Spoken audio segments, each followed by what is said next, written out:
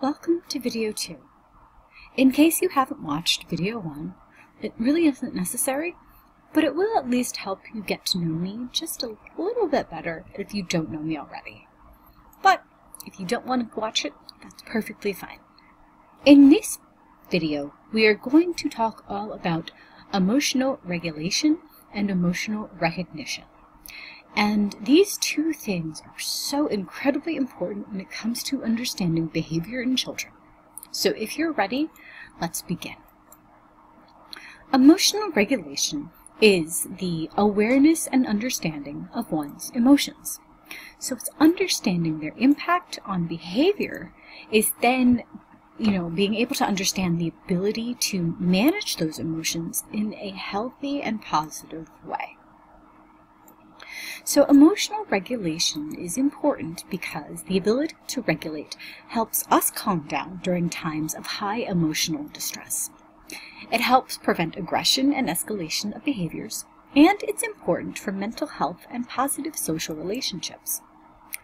When an individual is able to properly regulate their emotions, they are able to experience, express, and manage a full range of emotions. They are able to fully express those properly and in appropriate ways. They are able to more easily adjust to transitions. They are more easily able to adjust to new situations, and they usually show a higher tolerance for frustration.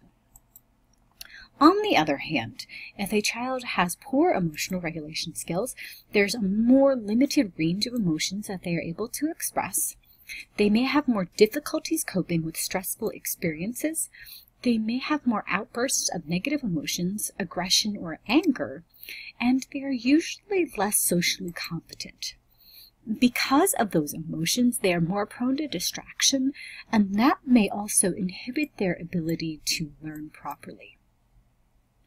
So now that you understand this relationship between emotional regulation and what it looks like in a positive and healthy way versus an unhealthy way, I want to kind of dispel, or at least, talk to you about this importance about intense emotions and our children on the autism spectrum. So recent research is revealing that individuals on the autism spectrum have this above average difficulty managing intense emotions like frustration, impatience, and even things like excitability. So anything that's really going to impact us and just get us going, our kids on the spectrum have that much more of a difficult time dealing and handling with those emotions.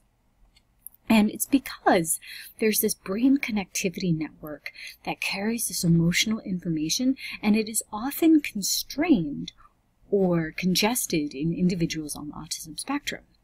So this leads to difficulty with proper expression and regulation of those emotions, which makes perfect sense because, as we know, autism is a neurological disorder that affects our brain. So this leads to one single emotion then having the ability to really dominate your child's mind and to take over what they are feeling. So they could become so obsessed with just this intense emotional feeling that's going on. And that leaves them without the ability to process or cope other situations. Emotions are also tied to our working memory, and our working memory in particular, allows us to plan, monitor, and self-regulate. So we're going to talk about that more when we get into executive functioning in video 3, but it's important to bring it up now because of this tie between working memory and emotions. And again, individuals on the autism spectrum struggle with working memory. So because of this, they're often more disorganized, quick-tempered, and prone to procrastinating. And again, this makes sense because working memory is also tied to our brains, and autism, there's so much going on in the brain that just isn't quite working as it should. So one way we help our kids on the spectrum with emotional regulation is by teaching them certain things with how to manage their emotions and how to express their emotions. So first, we want to look at how to teach some emotional regulation skills. And the first thing we can do as parents or caregivers is to model some healthy emotional regulation within ourselves. So this is one of those things that we just don't think about because it comes as second nature and it becomes so easy for us. But for kids on the autism spectrum, when they can see us being intentional about managing and regulating our emotions, they can then learn to adapt those things for themselves. So one of the next steps for that is to also help your child think about how they can manage their emotions, if they are able to do so. And another method that we can do as parents or caregivers is to practice some self-regulation techniques. And we do that because then we want our kids to see us doing these things so they can then pick it up for themselves. And I can probably not say this enough whenever it comes to dealing with kids on the autism spectrum. You need to have consistency and routines. So one way that we help our kids is with this visual thing called the relaxation thermometer. And this relaxation thermometer helps our kids to manage their emotional feelings. So the other way you can do this is to have like a picture or an outline of a human body. And you show with whatever representation of color, like red, blue. So red is for your anger, and then blue is for your calm. And at certain points during the day, have your child check in and say, I'm feeling this much anger in my body, or I'm feeling this much calm in my body. And then you want to kind of just troubleshoot with them. Why are they feeling calm at certain times of the day? Why are they feeling angry at certain times of the day? And the relaxation thermometer is a very similar concept to that. So you have your angry, more explosive side up towards the top represented in red, and then you have the blue side, which is your more relaxed and calm and cool. So then if your child is also able to tell you how they are feeling when they are feeling angry, because there's so much more than just feeling angry. They could be frustrated, but they could also be sad, and then they could have other things just going on that they can put into these appropriate areas, either of the relaxation thermometer or of that human body that we created for them earlier. So the other way, and the other big thing with emotional regulation, is that you want to have some rules. But it is important to prioritize a few of those rules and maybe stick with just 3 or 4 at a time. And the reason for that is because the more rules you have, the more overwhelming it can be. And yes, I know we already talked about the routine and the structure, but there's a difference between the rules because they feel more conforming than routine and structure will. And when you're making these rules, you want to involve your child in the process of rule creation as much as possible. You want to make sure that these rules are clear, and you want to make sure that the expectations and exceptions to the rules are also clear. And when you're developing these rules, you want to use positive language. You always must be consistent with the rules, which ties back to the routine and structure.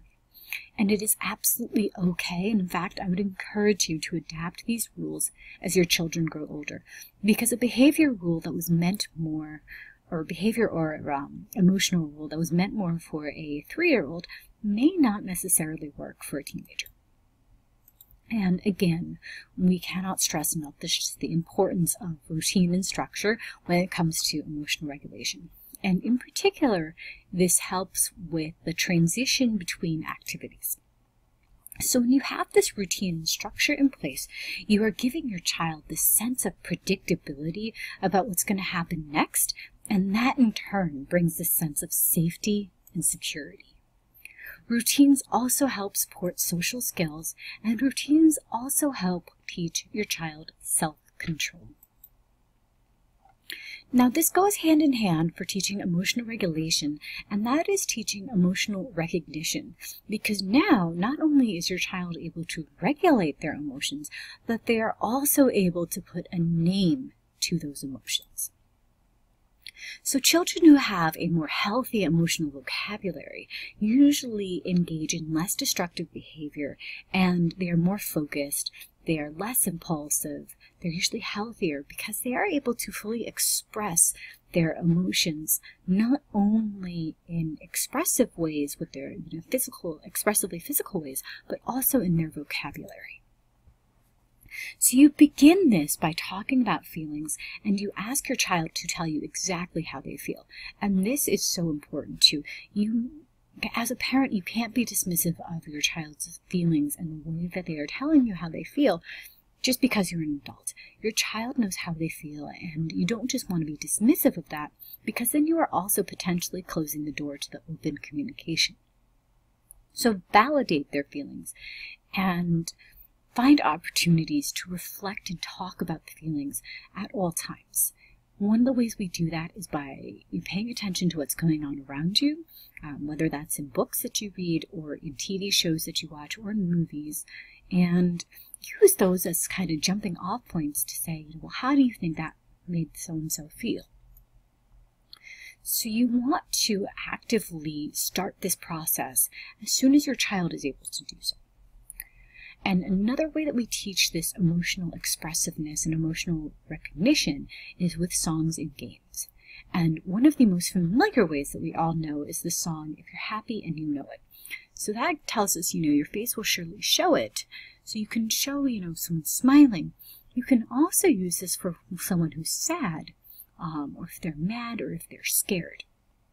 So if they're sad, you say cry a tear. If they're mad, clench their fists, and if they're scared, go get help. So now that we are talking more about this emotional regulation and emotional recognition, we also want to learn as parents and caregivers how to check our kids for overload.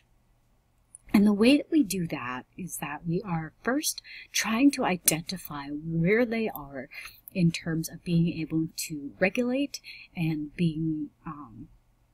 and to recognize what's going on within themselves. So if they're at the point where they are just so overloaded and so overwhelmed with the emotions that they're feeling, they cannot go further. And you need to get them to the point where they are able to fully process what's going on around them. And we call this place our zone of tolerance. So our zone of tolerance is just that simple kind of meaning for that place where you are comfortable and where you are in touch and where you are aware of everything that's going on around you. And you are now properly in a place where you can process the emotions and process all of the things that are happening. But before you get there to that zone of tolerance, it may require a little bit of mindfulness and some self-regulation. So we need to understand that emotions are complex responses, and when we are learning to observe and describe and name your emotions, you are helping your child then learn how to regulate emotions. Emotions motivate our behavior, and emotions also help prepare us for action.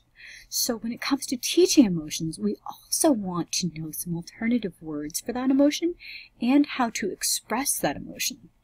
And those two skills come in handy when we are using a technique called mirroring in teaching emotional recognition. So mirroring is when you are showing your child what an emotion looks like and you're putting a name to it, and you're also showing them different ways to express it. So another way you do that is to also take pictures of yourself making and practicing these different expressions of emotions and putting the different words in them to make an emotion book. If your child is successful with showing you how to do or showing you these expressions of emotion, you then take pictures of them and put them in the book. And one of the reasons that this is effective is because our kids on the autism spectrum, they struggle so much with things that are abstract. And emotions are definitely abstract. They aren't concrete, and you can't put a physical thing to them. Unless you're using something like the movie Inside Out or the Emoji Movie, where you can say, well, this is anger, this is happiness, this is sadness, and things like that. So when you can finally get to this point of being able to teach your child how to recognize emotions and how to regulate their emotions, you can also help them and empower them by giving them this structure that they can use to then ask a grown-up or an adult for help with calming down. So another thing we want to talk about when it comes to this emotional regulation and recognition, again, it's that self-regulation. And this is helpful not only for our kids, but also for ourselves as parents and caregivers when our kids are undergoing these super intense moments. Because it's not just stressing our kids out, but it also might start affecting us. So self-regulation, simply put, is just the ability for oneself to be able to manage the emotions and the behaviors and then the demands of the situation. So self-regulation really grows by leaps and bounds during the preschool years. And when you think about it, a lot of the kids on the autism spectrum, this is when they start coming in with a diagnosis. It either happens right before or right after those preschool years. And that's when so much is going on developmentally for most kids. But with our kids on the autism spectrum, they just might not have those things happening at the same time as our other kids are. So they might be missing out on these key and important pieces of childhood, of typical childhood development, which is why they then end up struggling so much with things like self-regulation and emotional regulation. So one of my favorite examples for teaching self-control and self-regulation is by using the example of Cookie Monster from the kids' TV show Sesame Street. One of the main reasons we use Cookie Monster as our example is because he is my daughter's favorite on Sesame Street, and he's also one of mine. And if you want to showcase someone who has like these classic symptoms of self-control issues, look no further than Cookie Monster. Cookie Monster always wants cookies, and that's, what he's become known for. But now Sesame Street has been using their characters inadvertently to start to help teaching our kids about self-control and emotional regulation. They use Cookie Monster to teach. So when we think about Cookie Monster, he always wants cookies, but he has learned over time to say to himself that we want cookie, but we wait. And that, my friends, sums up self-regulation in such a clear and simple, concise way. So the other way we talk to our kids about emotional regulation is to use this thing called a stoplight method. So the stop is our red light, and you're going to take a deep, long breath to state the problem and then how you feel about it. In the yellow light, you make your plan, which is how you're going to deal with this emotion. And you ideally want to come up with a couple of plans just in case one doesn't work out. On the go, you implement the plan that's going to be best, and if it doesn't work, you go to another one. A more advanced technique than stop technique is called the improve technique, and this one is just a little bit more advanced because it involves invoking some imagery to take a mental break from it and then find meaning in the situation. So for some kids, especially for younger kids, finding the meaning of a situation, especially when you're dealing with a challenging situation with your emotions, is very tough. And let's face it, even for some adults, this is still pretty difficult. And you want to remind yourself at this stage to just take it one step at a time. So, now that we have talked about these things with emotional regulation, recognition, and self-regulation, and how that all relates to autism, especially when it concerns the parts of our brain, I want you to think about these things, and then I will see you again in video 3.